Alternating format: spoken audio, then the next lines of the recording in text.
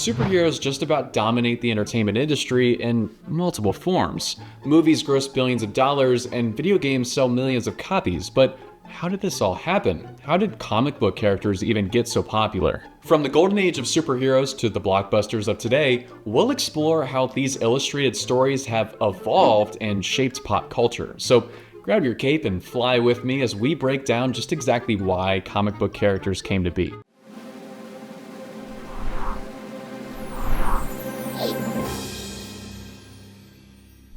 The rich history behind comic books draws us all the way back to 1897, where The Yellow Kid in McFadden's Flats, a comic book, was published. History tells us that this is where comic books came from in the way that we see them today. However, history also tells us that all ideas are birthed by inspiration, so where did the name comic book come from? Technological advancements in printing brought by the Industrial Revolution paved the way for mass creation of print media like newspapers, magazines, and comic strips. Comic strips were these often humorous, satirical, and sometimes political cartoons stripped to the sides of paper that you've probably seen before. These marginalized serials were very popular among young readers, which caught the attention of many artists and writers alike. Slowly but surely, businesses saw the potential to make their own comic panels completely independent of newspapers or magazines. Panels that they could then sell as their own books, sharing that same shelf space as the newspapers that they came from. These books, now called comic books, brought upon a new age of artistic expression that caught the attention of creatives all around the world. Creatives such as writer Jerry Siegel and artist Joe Shuster, who decided that 1938 was time to brighten the planet with their brand new character. This character was meant to lead the first issue of Action Comics, a new series that came from publisher Detective Comics.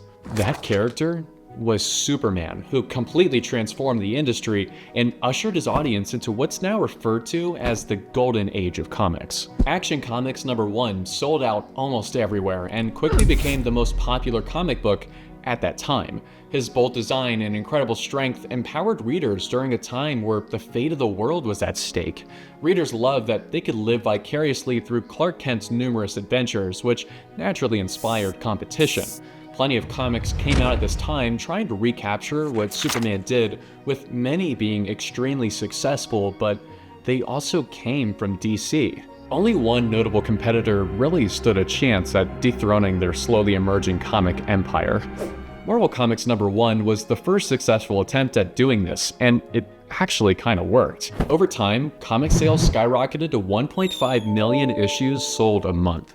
Plenty of readers found plenty of characters to choose from, and by 1956, we slowly transitioned to the Silver Age of comics. The comics market was starting to change. Comics were everywhere, and these so-called superheroes all started to blend together.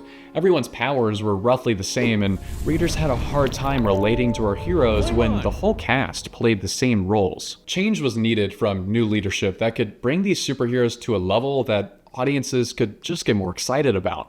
Which brings us to Stan Lee and Steve Ditko, the creators of Spider-Man. Spider-Man wasn't just your average superhero that could lift 50 times his weight. Well, yes, he could do that. He also had problems though, and his days didn't just end when the bad guys were put in their places. He went home and he lived his double life just like we do. He had relationship problems, was bullied in school, and lived a life consumed by the grief from the death of his Uncle Ben.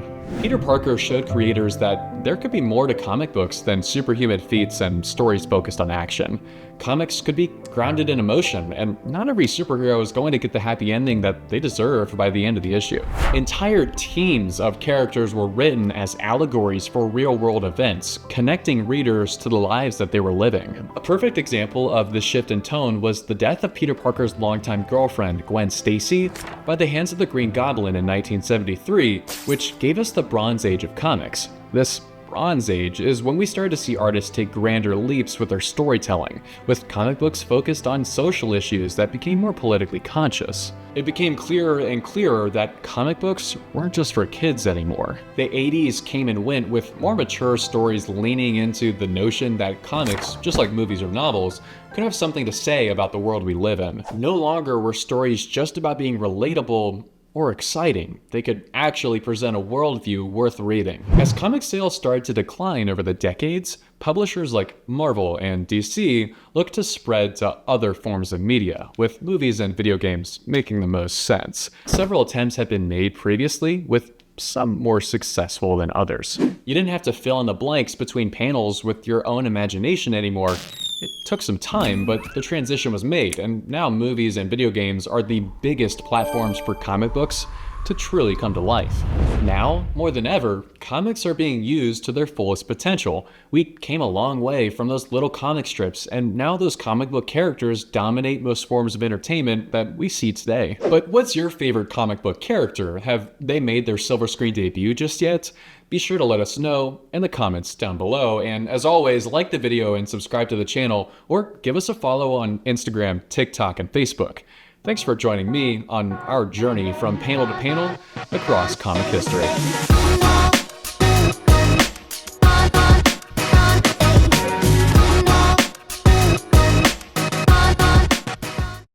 This program was produced by ZTV at the University of Akron. Do you want to gain experience in video production, professional social media, or working with real clients? Visit the UA School of Communications online or follow us on social media to learn more.